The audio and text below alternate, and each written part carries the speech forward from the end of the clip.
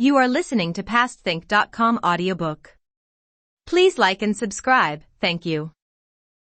88. Reaching Jade Flower, Ch'en convenes an assembly. Mind Monkey, Wood, and Earth instruct disciples. We were telling you about the Tang monk, who took leave of the prefect. Riding along, he spoke most amiably to Pilgrim, "Worthy disciple, your virtuous fruit this time far surpasses even that of the occasion when you rescued the children of the Bika kingdom. This is entirely your merit." At the Bika kingdom, said Sha monk, only 1,111 young boys were saved. How can that compare with this torrential rain, which provided moisture everywhere and revived hundreds and thousands of lives? This disciple, too, has been secretly admiring elder brother for his great magic strength, which can move heaven, and for his compassion which covers the earth. With a giggle, 8 Rules said, "Yes, elder brother has kindness, and he has virtue. Unfortunately, he practices benevolence and righteousness only on the outside, and he harbors malicious designs within. Whenever he walks with Old Hog, he steps on people." "When did I ever step on you?" asked Pilgrim. "Enough. Enough," said 8 Rules. "Frequently you took care to see that I was bound, that I was hung up, that I was cooked, that I was steamed. Since you have extended your kindness and mercy to hundreds and thousands of people at the Phoenix Immortal Prefecture, you should have stayed there at least half a year. That way I would have been able to enjoy a few leisurely meals, eating my fill. But all you did was hurry us on our way." On hearing this, the elder snapped at him, "This idiot. All you can think of is something to stuff down your throat. Get moving quickly, and don't you dare talk back." Not daring to utter a word, 8 Rules pouted a little, he toted the luggage and guffawed a few times as master and disciples headed down the main road. Time went by like a weaver's shuttle, and soon it was late autumn. You see. Water lines recede. Mountain rocks turn bare. Red leaves flutter about. A time of yellow blossoms. The frost glows, you feel the night lengthen. The white moon pierces the paper screens. Fire and smoke in all households, the twilight's long. The lake surfaces a cold gleam everywhere. Fragrant white duckweeds. And dense red smartweeds. Oranges yellow and green. Droopy willows and handsome grains. The wild geese drop by a hamlet midst rush like snow. Soybeans are reaped as the inn's roosters crow. After the 4 of them had journeyed for a long time, they again saw the shadow of city walls looming. Lifting his crop to point toward the distance, the elder called out, "Wukong, look. There's another city over there. I wonder what sort of a place it is?"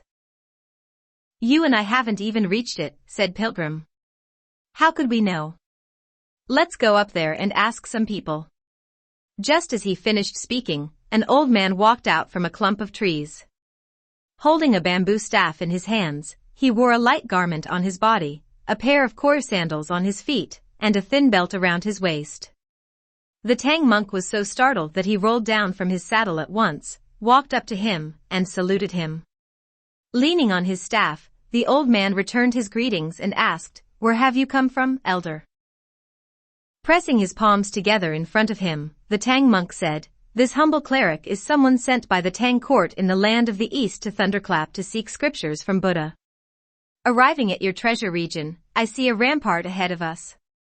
Since I do not know what place it is, I ask the old patron especially for instruction." On hearing this, the old man exclaimed, "A Ch'en master who possesses the way. Our humble region here happens to be the lower prefecture of the Kingdom of India. The name of this place is the Jade Flower District. As the county magistrate is a member of the royal household of the King of India, he has been appointed the Jade Flower Prince. He is a most virtuous ruler, one who pays special reverence to Buddhists and Taoists and loves the common people dearly. If the old Ch'en master goes to have an audience with him, he will undoubtedly grant you special honor." Tripitaka thanked him, and the old man left by walking through the forest. Then Tripitaka turned to give a thorough account to his 3 disciples, who were all delighted and tried to help their master to mount. "It's not too far," said Tripitaka. "I need not ride the horse." The four of them, therefore, walked up to the city streets to look around. Most of the households over there, you see, were busily engaged in buying and selling. The place seemed to be densely populated, and business too seemed to be flourishing. Listen to their voices and look at their features, they seem no different from those of China. "Disciples," admonished Tripitaka, "do be careful and don't be rowdy." 8 Rules at once lowered his head, and Monk put a hand over his face. Pilgrim, however, took his master's arm to give him support, and soon people on both sides began to crowd them, vying to take a look at these strange travelers. "We have here noble priests who can tame dragons and subdue tigers," they cried, "but we have never seen such hog-taming and monkey-subduing monks." Unable to contain himself, 8 Rules stuck out his snout and said, "Have you ever seen a hog-taming king of a priest?" He so frightened those people on the street that they stumbled and fell, scattering right and left. "Idiot," said Pilgrim, laughing, "hide your snout quickly. Stop being so histrionic, and watch your steps. You're about to cross a bridge." Lowering his head, our idiot kept giggling as they crossed the drawbridge to enter the city gates. On the big boulevards they could see many wine shops and song houses, all prospering and bustling in activities. It was indeed a capital city right out of China, for which we have a testimonial poem. The poem says, "A royal city and fortress ever strong, where all things seem fresh near hills and rivers long. The marts with 100 goods the lake boats ply. To sell wine 1,000 shops their banners fly. On each tower and terrace the people bustle. In every street and lane the traders hustle. This scene's as lovely as that of Chang'en's fame. Roosters crow, dogs bark, they all sound the same." Secretly delighted, Tripitaka thought to himself, "I have heard people speaking of the various barbarians in the western territories, but I have never been here. When I look carefully at the place, however, I find that it's no different from our great Tang. It certainly lives up to its name of ultimate bliss." He overheard, moreover, that a pickle of white rice cost no more than 4 mace of silver, and that a mere penny would fetch a caddy of sesame oil. It was truly a region blessed with bountiful harvests of the 5 grains. They walked for a long time before they reached the residence of the Jade Flower Prince. On both sides of the residence, there were also the residence of the administrator of a princely establishment, the investigative hall, the refectory, and the guest hostel. "Disciples," said Tripitaka, "this is the royal residence. Let me go in to have an audience with the prince and have our rescript certified." "If master is going inside," said 8 Rules, "should we stand in front of this official residence?" "Don't you see the sign on the door here?" replied Tripitaka. "It says guest hostel. You may enter and take a seat inside. Find some hay to feed our horse. After I have seen the prince, and if he bestows some food on us, I'll call you to share it with me." "You may go in without worry, master," said Pilgrim. "Old Monkey will take care of things." Monk then toted the luggage into the hostel. When the attendants inside saw how hideous they looked, they dared not question the visitors, nor were they bold enough to ask them to leave.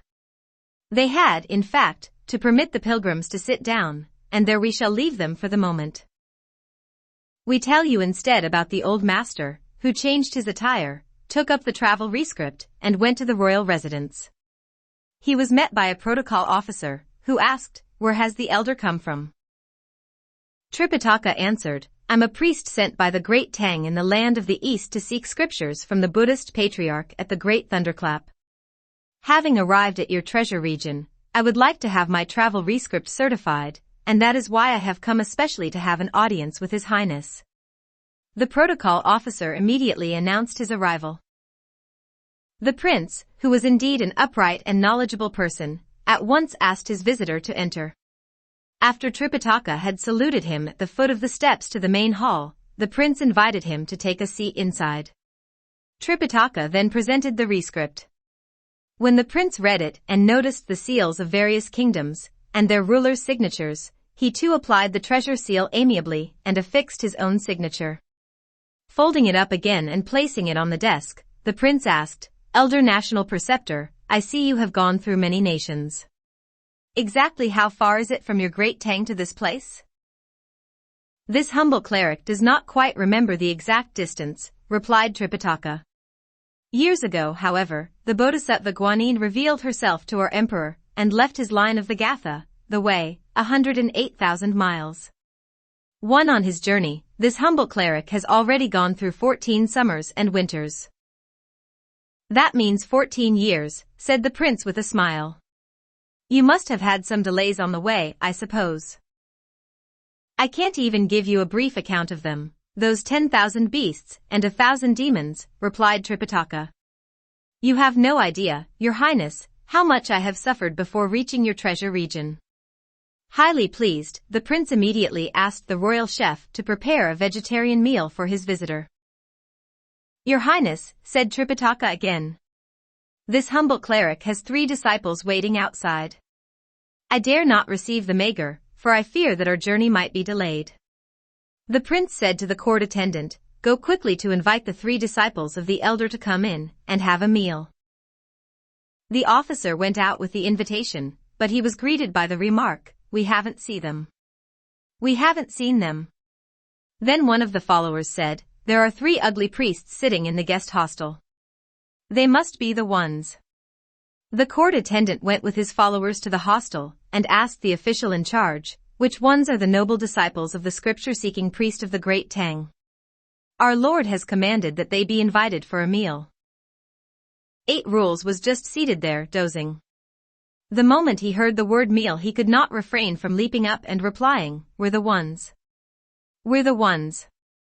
The sight of him so terrified the court attendant that he screamed, shaking all over, "It's a hog demon. A hog demon." When Pilgrim heard the commotion, he tugged at 8 Rules and said, "Brother, try to be a little more civilized and stop being such a village brute." When those officials saw Pilgrim, they cried, "It's a monkey spirit. A monkey spirit." Folding his hands in his sleeve before his chest, Sha Monk said, "Please do not be frightened, all of you. We 3 are all disciples of the Tang monk." On seeing him, the various officials all cried, "The god of the hearth. The god of the hearth." Pilgrim's son then asked 8 Rules to lead the horse and Sha Monk to tote the luggage, so that they could all enter the Jade Flower royal residence.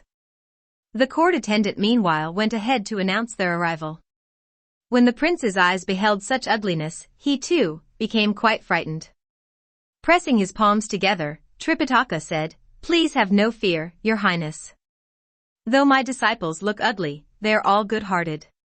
8 Rules walked forward and bowed, saying, "This humble cleric salutes you." The prince grew even more apprehensive. "My disciples," Tripitaka said again, "were all recruited from the wilds. They are untutored in proper etiquette, and I beg you to forgive them." Suppressing his fear, the prince told the royal chef to take the monks to the gauze-drawing pavilion for the vegetarian meal. After thanking him, Tripitaka left the prince and went with his disciples to the pavilion, where he immediately scolded 8 Rules. "You coolie," he said. "You have no manners at all. You should have kept your mouth shut, and that would have been all right. How could you be so rude? One word, and you nearly knocked down the Tai Mountain." "It's a good thing I neither spoke nor bowed," said Pilgrim, chuckling. "I've managed to save some energy." "He should have waited for us to bow together," said Sha Monk. Instead, he went ahead and started hollering with his snout jutting. "What a fuss! What a fuss," said 8 Rules. "You told me some days ago, Master, that I should bow and make a salutation when I met someone. I did that today, and you say now that it's no good. What am I supposed to do?" "I told you to bow and greet people," said Tripitaka, "but I didn't tell you to fool with the prince. As the proverb says, there are different kinds of things. And different grades of people. How could you not distinguish between the noble and the lowly?" As they spoke, the royal chef led the servants to spread out tables and chairs and serve the maker. Master and disciples stopped talking as each ate his meal. We tell you instead about the prince, who left the main hall and went inside the palace. When his 3 young princes saw how pale he looked, they asked, "Why does Father King seem so frightened today?" The prince said, "Just now there was a priest sent by the great Tang in the land of the East to seek scriptures from Buddha. He came to have his travel rescript certified, and he seemed a rather comely person. When I asked him to stay for a meal, he told me that he had disciples waiting in front of our residence. I ordered them invited also, but when they came in after a little while, they did not pay me the respect of performing the grand ceremony. All they did was bow, and I was already displeased. But when I managed to take a look at them, each one was ugly as a monstrous demon. I grew quite frightened, and that's why I look pale." Now those 3 young princes, you see, were quite different from other people, for each of them was fond of martial arts. So they rolled up their sleeves at once and clenched their fists, saying, "Could these be monster spirits from the mountain who have assumed human forms? Let us take our weapons out and have a look." Dear princes. The eldest took up a rod tall as his eyebrows, the second wielded a 9-pronged rake, and the third picked up a staff coated with black enamel. In big heroic strides, they walked out of the palace and shouted, "Who are the monks seeking scriptures? Where are they?" The chef and other officials all went to their knees and said, "Young princes, they are having their vegetarian meal at the gauze-drying pavilion." Without regard for good or ill, the young princes barged right in and bellowed, "Are you fiends or humans? Speak up quickly, and we'll spare your lives." Tripitaka was so terrified that he paled with fright. Abandoning his rice bowl, he stood bowing and said, "Your humble cleric is someone sent by the Tang court to seek scriptures. I'm a human, not a fiend." "You seem like a human all right," said one of the princes, "but those 3 hideous ones have to be fiends." 8 Rules kept right on gorging himself with rice and refused to pay them any attention. Shaw Monk and Pilgrim, however, rose slightly and said, "We too are humans. Our features may seem ugly, but our hearts are good. Our bodies may seem cumbersome, but our natures are kind. Where have you 3 come from? Why are you so brash with your words?" The royal chef, standing at their side, said, "These 3 are a prince's heirs." Dropping down his bowl, 8 Rules said, "Your highnesses, why are you each holding your weapon? Could it be that you want to fight with us?" The second prince strode forward and raised his rake with both hands, about to strike 8 Rules. "That rake of yours," said 8 Rules, giggling loudly, "only deserves to be the grandson of my rake." He at once lifted up his garment and took out his own rake from his waist. One wave of it, and there were 10,000 shafts of golden light. He moved it a few times, and there were 1,000 strands of auspicious air. The prince was so terrified that his hands weakened and his tendons turned numb. He did not dare wield his own weapon any further.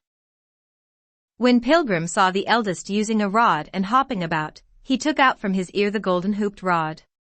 One wave of it, and it had the thickness of a rice bowl, and the length of about 13 feet. He gave the ground a stab with it, and it went in about 3 feet. As it stood there, Pilgrim said with a chuckle, "Allow me to present you with this rod of mine." When he heard that, the prince threw away his own rod and went to take hold of the other. He used all his strength to try to pull it out of the ground, but he could not move it one whit. He then tried to give it a shove and a shake, but it remained there as if it had taken root.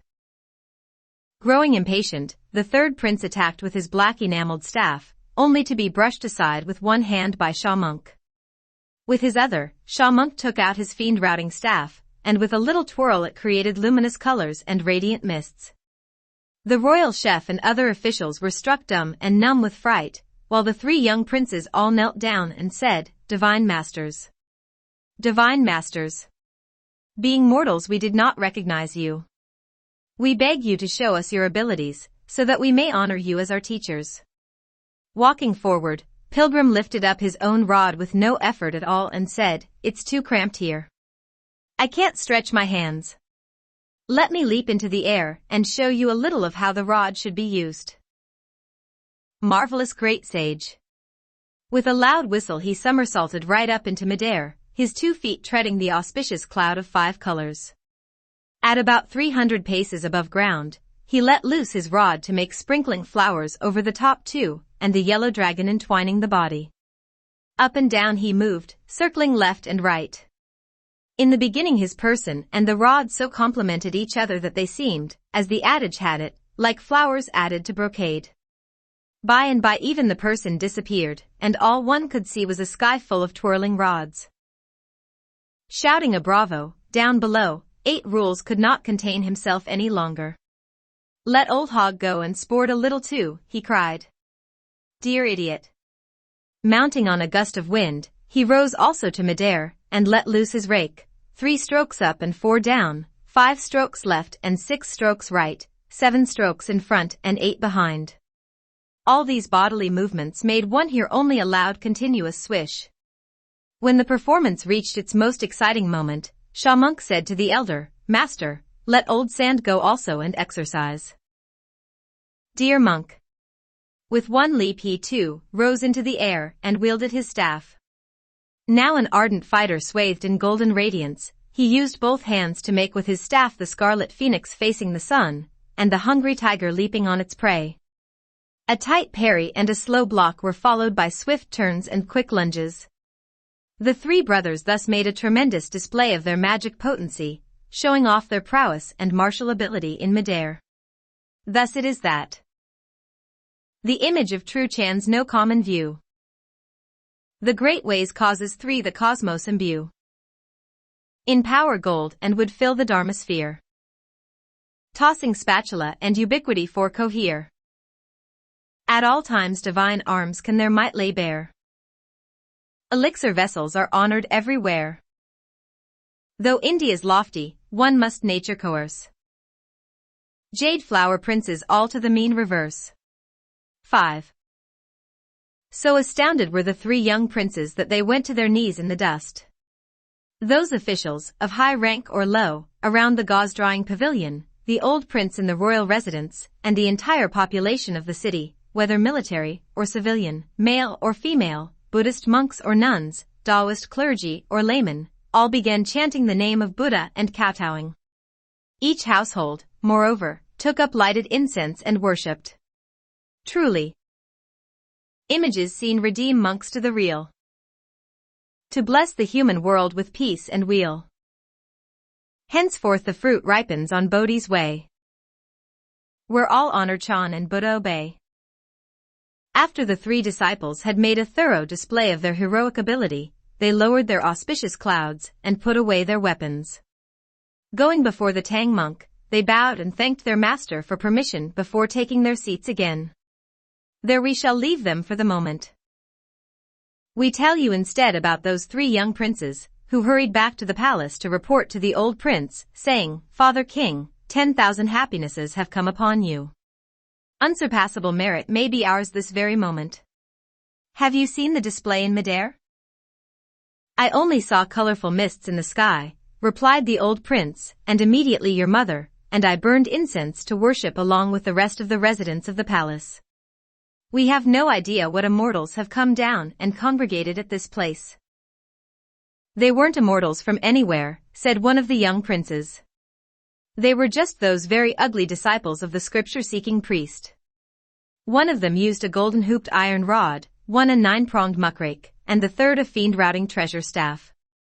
Though the weapons we 3 use may resemble theirs, ours can in no way be compared with those 3 weapons. We asked them to exercise for us, and they told us that it was too cramped for them to perform on the ground. They wanted to rise to the air to give us an exhibition. When they mounted the clouds, the sky was filled with auspicious clouds meandering, and hallowed air circling. They finally dropped down only a moment ago, to take their seats once more in the gauze-drawing pavilion. Your sons are so delighted that they would like very much to honor them as teachers. If we could learn their ability to protect our nation, this would be indeed our unsurpassable merit. We wonder what our father king thinks of this." The aged prince at once gave his consent to what he heard.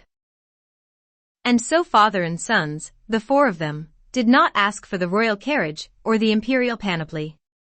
Instead, they walked to the gauze-drawing pavilion, where they found the 4 pilgrims packing their belongings, and just about to enter the royal palace to give thanks for the meal.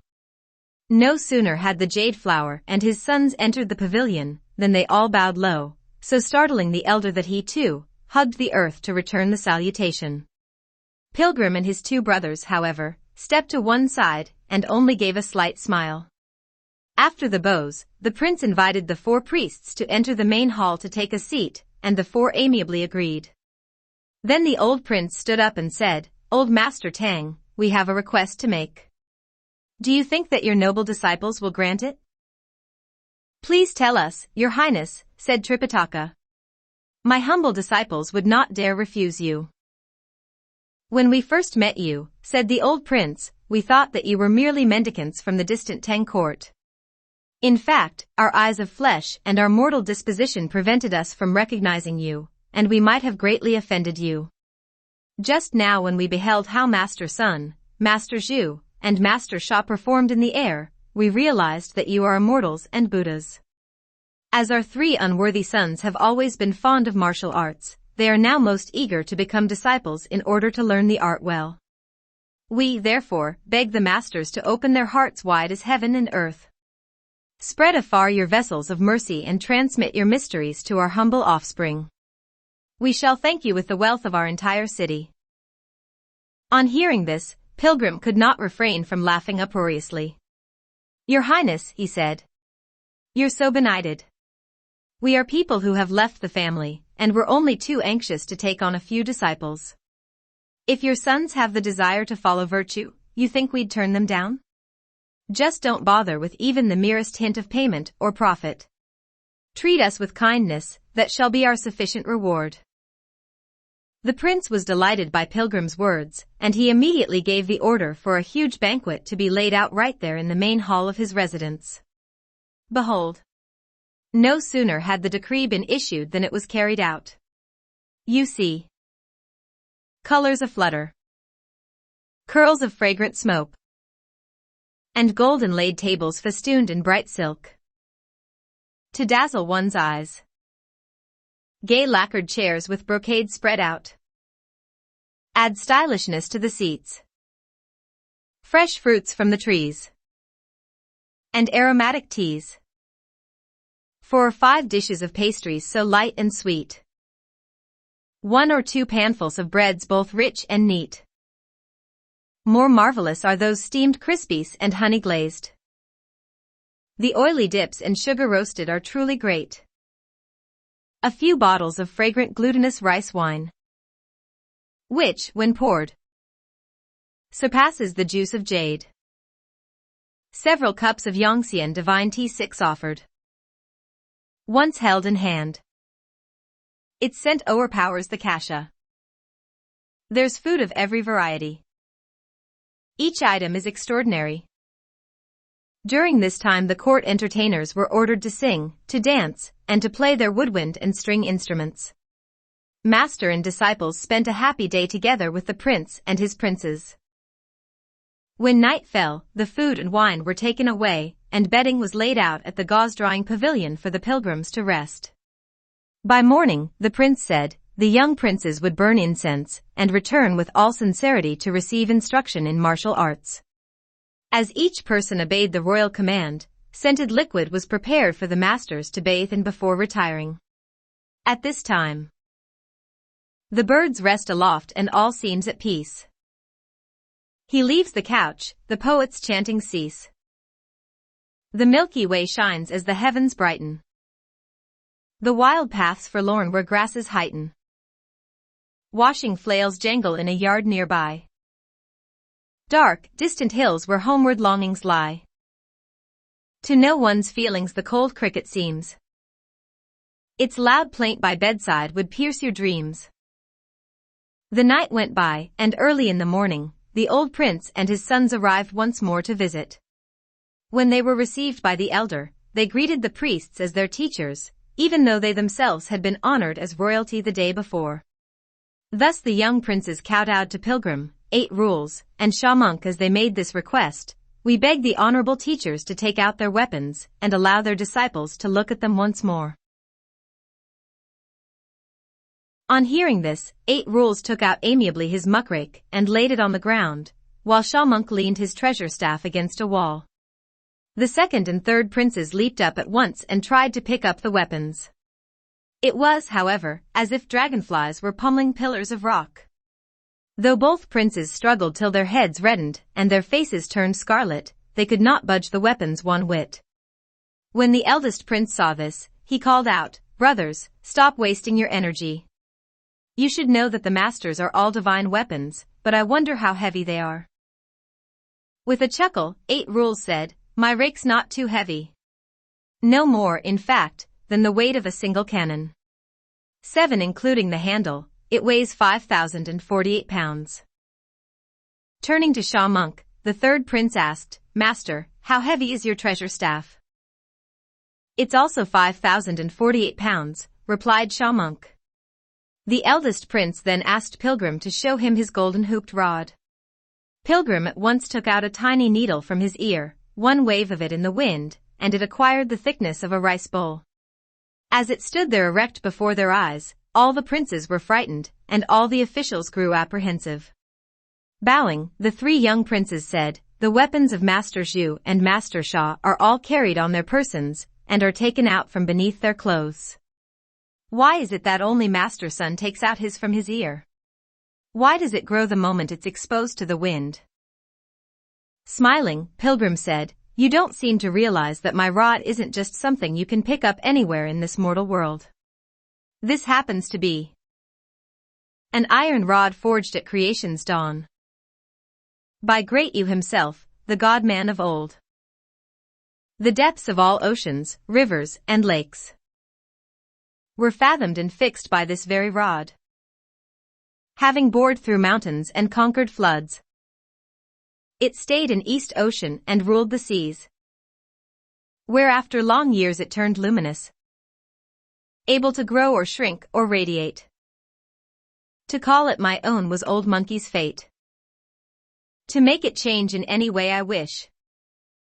I want it big, it'll fill the universe. I want it small, it'll be a tiny pin. Its name's compliant, its style, golden hooped. In heaven and earth something quite unique. Its weight, 13,500 pounds. It can grow thick or thin, can wane or wax. It helped me to havoc the house of Heaven. It followed me to crush the halls of earth. It tames tigers and dragons everywhere. It smelts at all places demons and fiends. One jab upward will make the sun grow dim, and daunt the gods and ghosts of heaven and earth. A treasure handed down from chaos time. No worldly iron is this rod sublime." When those princes heard this declaration, every one of them bowed again and begged with all sincerity for instruction. "What sort of martial arts do you 3 want to learn?" asked Pilgrim. One of the princes said, "The one used to wielding a rod will study the rod. The one accustomed to using a rake will study the rake, and the one fond of using the staff will study the staff." "It's easy enough to give instruction," said Pilgrim with a smile, "but none of you has any strength, and you can't wield our weapons. I fear that you will not be able to attain mastery, and then the result will be something like a poorly drawn tiger that looks like a dog. As the ancients aptly put it, instruction lacking sternness is the teacher's sloth. Learning without accomplishment is the student's fault. If the 3 of you are indeed sincere about the matter, you may burn some incense to worship heaven and earth. Let me then transmit some divine strength to you first, and only thereafter can we teach you the martial arts." Filled with delight by these words, the 3 young princes went to find an incense table and carried it back themselves. Having purified their hands and lighted sticks of incense, they bowed deeply to heaven. After the ceremony, they then asked for instruction from their masters. Turning around, Pilgrim saluted the Tang monk in turn and said, "Let me inform the honored master, and ask for his pardon. Since I was delivered by your great virtue that year in the Mountain of 2 Frontiers, and since I embraced the faith of Buddhism, I have followed you in your westward journey. Though I have yet to repay all the kindness of my master, I have nonetheless served you with all my heart and all my strength. Now that we have arrived at a region in Buddha's kingdom, we have the good fortune of meeting 3 worthy princes who have made submission to us and are desirous of learning the martial arts. If they become our disciples, they will be the grand disciples of my master. I want to make this special report to you before I begin instruction. Tripitaka was exceedingly pleased. When 8 rules and Sha monks saw pilgrims saluting their master, they too went to their knees and kowtowed to Tripitaka, saying, "Master, we are foolish persons, slow of speech and dull-witted, and we don't know how to speak. We simply beg you to take the lofty seat of Dharma, and allow also the 2 of us the pleasure of taking disciples. They'll add to our remembrance of the journey to the west." In delight, Tripitaka gave his consent. In a secluded room behind the gauze-drying pavilion, Pilgrim traced out on the ground a diagram of the Big Dipper. Then he asked the 3 princes to prostrate themselves inside the diagram and, with eyes closed, exercise the utmost concentration. Behind them he himself recited in silence the true sayings of realized immortality, and intoned the words of Dra as he blew divine breaths into their visceral cavities. Their primordial spirits were thus restored to their original abodes. 8 Then he transmitted secret oral formulas to them so that each of the princes received the strength of 1,000 arms. He next helped them to circulate and build up the fire phases, 9 as if they themselves were carrying out the technique for shedding the mortal embryo and changing the bones. Only when the circulation of the vital force had gone through all the circuits of their bodies, modeled on planetary movements, did the young princes regain consciousness. When they jumped to their feet and gave their own faces a wipe, they felt more energetic than ever. Each of them, in fact, had become so sturdy in his bones and so strong in his ligaments that the eldest prince could handle the golden-hooped rod, the second prince could wield the 9-pronged muckrake, and the third prince could lift the fiend-routing staff.